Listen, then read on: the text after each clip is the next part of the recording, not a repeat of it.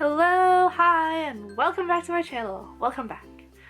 Today we're doing a review of episode 8 of Sakurako-san no Ashimoto ni wa Shitai ga Umatteiru. Episode 8 of that. So, let's begin. So this episode starts off with, well, this is the second part of the episode. What? Last episode was part 1, this week's part 2. So we have started off where we left off.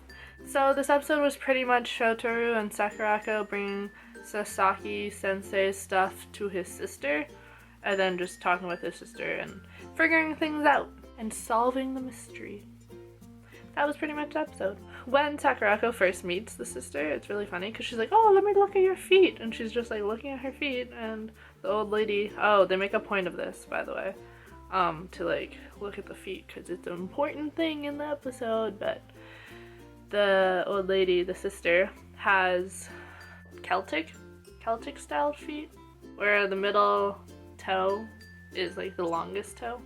So we find out that Natsuko, she's the one who took care of the sister. The sister and Sasaki-sensei's father brought Natsuko. Her mother died, didn't know who the father was, so they ended up bringing Natsuko into the family to take care of the sister.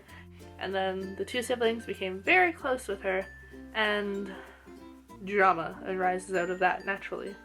So what we find out is Natsuko apparently had a child, and that's why Sasaki-sensei and her never got together, because there was like a rift between them. But whoa! Watch out! That's not the whole story. Because Sakurako says there's more than one truth. They just drop the fact that there might be a baby lying around. Well, baby bones. The sister's like, did you find baby bones? And I was like, what? Now baby's death is gonna get involved in this?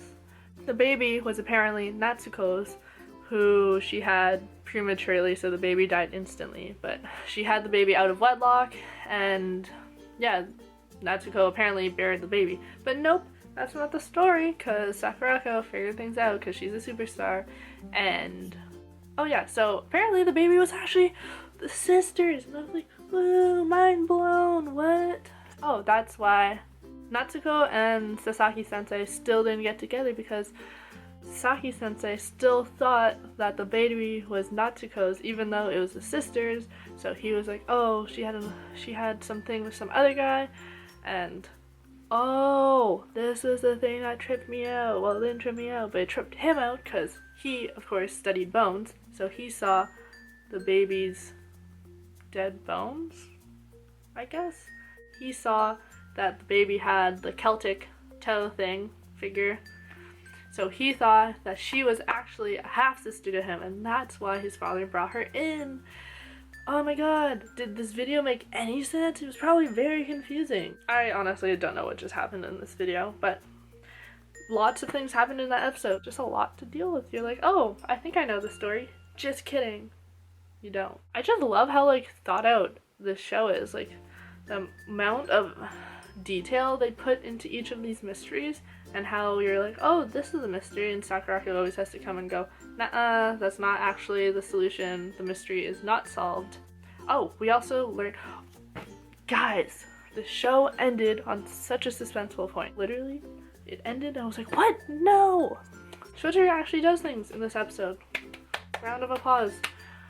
He figures out that Sakurako actually had 2 cats, and the cat that was in the bone collection of Sasaki-sensei was actually hers, and she had 2 cats, Ulna and Radius. We learned that Sakurako actually used to go to the school that he went to, and that Sasaki-sensei, he actually taught her. And that was really interesting, and he's actually the reason, / the cat's the reason, why she started becoming an osteologist, working with bones. That's why she started working with bones. And she was Sasaki-sensei's apprentice, and I thought that was really cool. I really enjoyed that backstory. That's cool. I love backstory. I always love a good backstory. I still found it really sad that Sasaki-sensei and Natsuko didn't get together, because it's like, oh, they both loved each other, but they just didn't get together. But apparently, according to Sakurako, he was happy in the end. He found that they were finally able to be together, and it was so sad. Oh. I really enjoy trying to figure out the mystery along with the show, you know? I'm always like trying to put all the clues together. I'm like, huh, what's gonna happen next? What's the story behind this? How is Sakurako gonna solve it? Is she gonna solve it? Is Shotaro actually gonna do anything?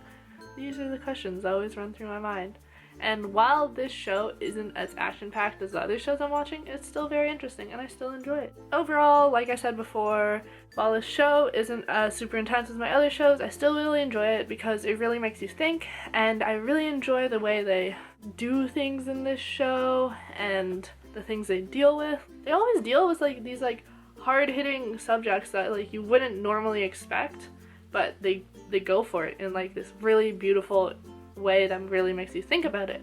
And that's what I like about the show. It's you really like think about the things that are happening in it, and it's just really like emotion filled, I find. I was almost crying about the cats. I feel like I cry really easily.